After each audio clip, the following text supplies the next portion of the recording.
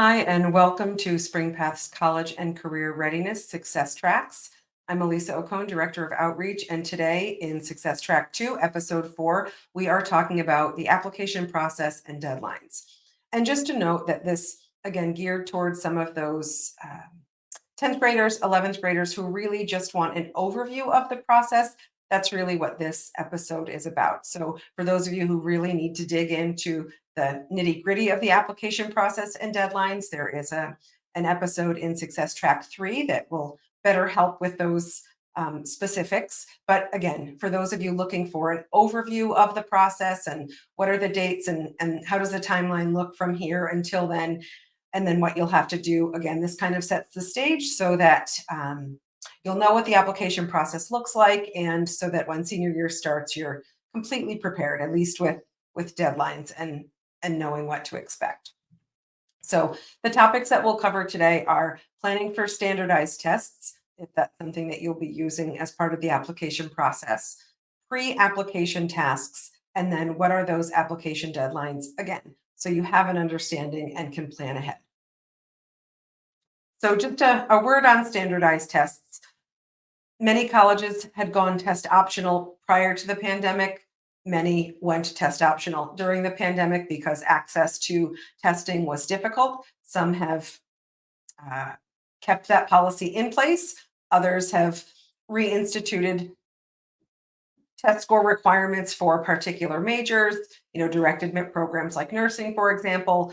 So there's quite a range out there. But what I will say is, though many colleges are test optional, there are some who still value the SAT or ACT, others who will use those scores for scholarship purposes, placement into honors programs, for example. And again, it can be an additional piece of that application. So if you are a strong test taker, maybe it makes sense to put a little time and energy into the standardized tests if you feel like it'll round out that application. But it's a very personal decision, and one that everybody, you'll see what works best for you and what you think your best path forward is. So in terms of the SAT and ACT, really by the end of 10th grade, you can start and perhaps should start prepping for those standardized tests if you plan on submitting those scores with your applications. So typically that PSAT happens, I think, for many now in 9th grade and 10th grade. But once you've taken that PSAT, you can even link your test scores with Khan Academy and start some personalized test prep, but definitely some point in 10th grade. Is a good idea to at least make a plan if you know that you're going to go through and work on those standardized tests. Many students will test multiple times. Some students will take the test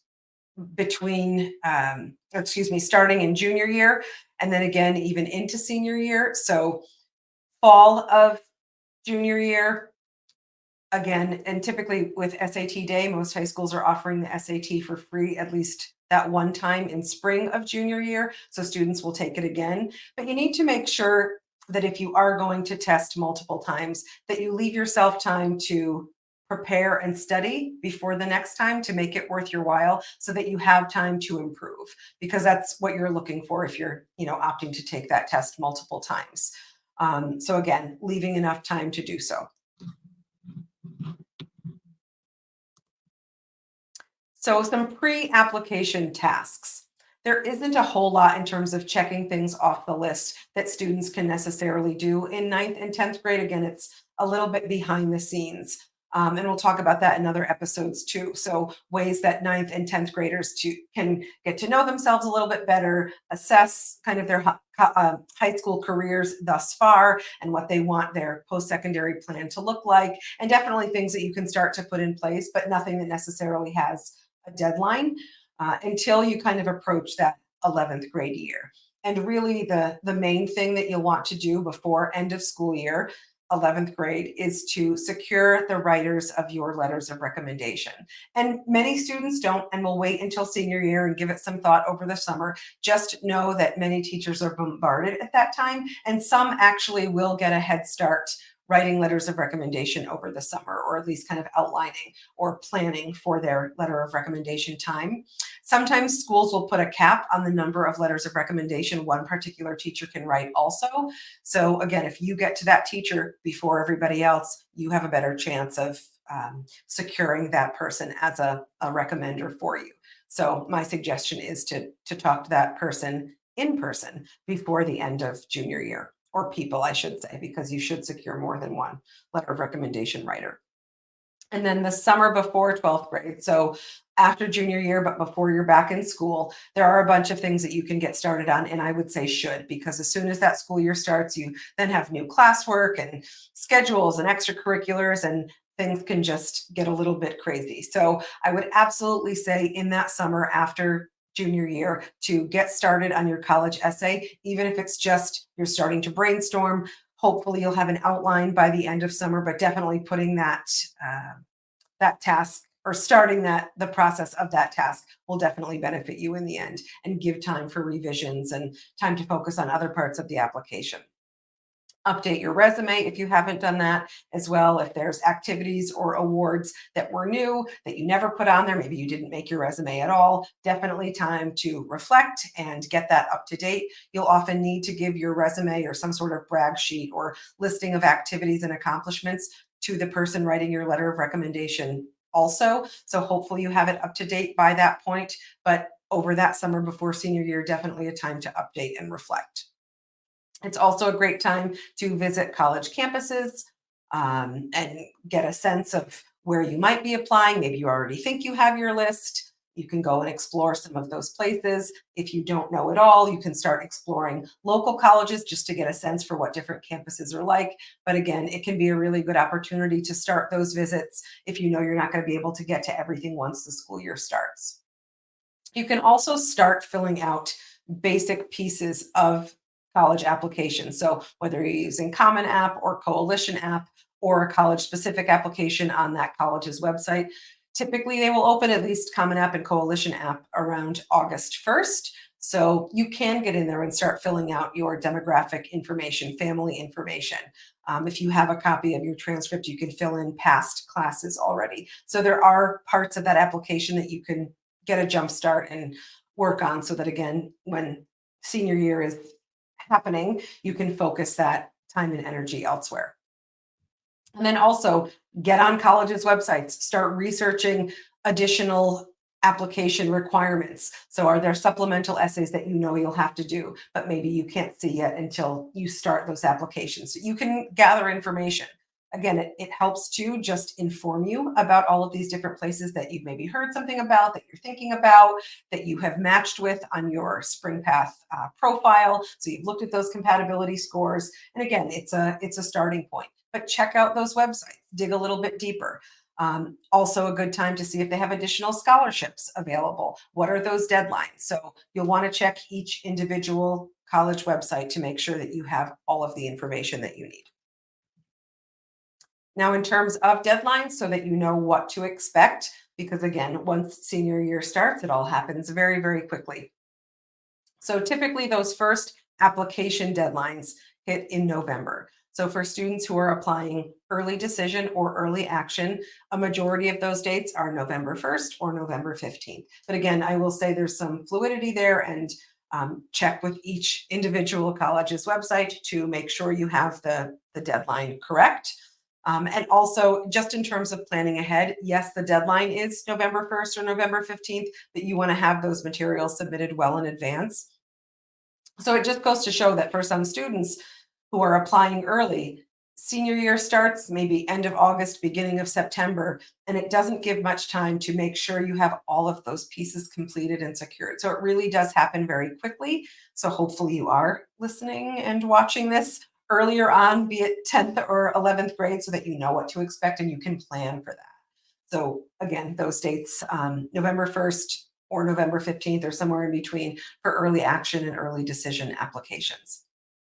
Then you have your regular decision applications, and most students do apply regular decision. And those dates can be anywhere between January 1st and February 15th. I've seen January 3rd, February 1st, February 15th, and typically not after that. But again, best resource is college websites for the actual deadline. But again, just to give a sense of when those deadlines fall.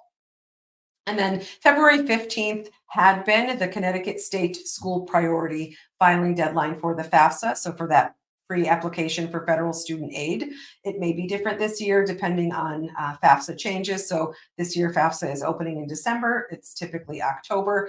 But just a note there as well, there may be priority deadlines for getting in FAFSA or CSS Profile, which is another financial aid digital document application, I should say, that colleges use to determine their own institutional aid award. So there might be additional deadlines there too, but that's going to be different for each individual school. So again, just to note that those deadlines will happen and tend to creep up pretty quickly. And then the last deadline I don't want to say the last deadline, but the last one we're highlighting here is May 1st of senior year. So again, giving kind of a full picture of senior year is the National College Decision Day deadline. So the deadline for students to decide where they're attending and make their deposits to that institution. And some don't adhere to that. A lot of rolling admission colleges will have an extension on that date. Some won't. Again, very important to check with each institution about their deadlines and if they are hard deadlines or just priority dates or preferred dates. But this just kind of gives a picture of what senior year will look like in terms of getting materials in and when decisions have to be made. And then just a few additional thoughts. And again, this is more of an overview. There's absolutely specific information about those deadlines and about those types of applications. So the difference between early decision, early action, specific things in the application itself, all of those you can find in Success Track 3. But a few final notes here in this overview. So according to College Board, test scores are sent to colleges about 10 days after the test date. So let's say a student does plan on applying early decision or early action, with that November 1st or November 15th deadline. The October SAT test date would be the last one that you could shoot for. So October of senior year, if you wanted to take them again. And for those regular decision applicants, you would be able to do either the November test date or the December test date for that SAT. And this is a good time to just mention too, these tests aren't offered all the time. So not a bad idea to visit College Board if the SAT is the standardized test that you're using. And again, just maybe a good time to mention, dig into the ACT as well and note what the differences between those two tests are. And if you are definitely going to use standardized tests, see which one you think is the better fit. But again, look in and see when are these tests offered, because you need to plan in advance and know that if you want to get one more round of that test in to hopefully improve your score, there are certain times when those tests are offered, and making sure that you're giving enough time for those scores to get to the schools that you're applying to. All right, so gap year. There are students who say, I'm not really going to worry about this senior year because I know I'm taking a gap year. I would just advise to consider that even if you'll be taking a gap year, that it still might make sense to apply during your senior year. Number one, you have access to your school counselor and it's much easier to get all of those materials. But number two, different colleges and universities have different policies about deferring your admission. So again, maybe not a bad idea to still go through the process senior year. But again, check with the college specifically and see what their guidelines are, their policy for deferring admission, if that's something that you think you might do. And then one last note for the student athletes out there. I have worked with some athletes who think that just because they are working with a coach and they've been working with a coach for a period of time, that they're all set. Just a reminder that you still need to go through the application process like everybody else. You still need to work with your admissions counselor for that admissions decision. So always good to keep that line of communication open with the admissions department. Even if a coach says you're all set with this or this, I think it's good practice to just follow up and know that you need to have your own checks and balances for the application process itself. All right, so I hope this overview helped, or at least put in your head some overall deadlines that you'll consider and work towards when senior year comes about. And again, you can certainly dig in more detail to these topics in Success Track 3. Thanks so much.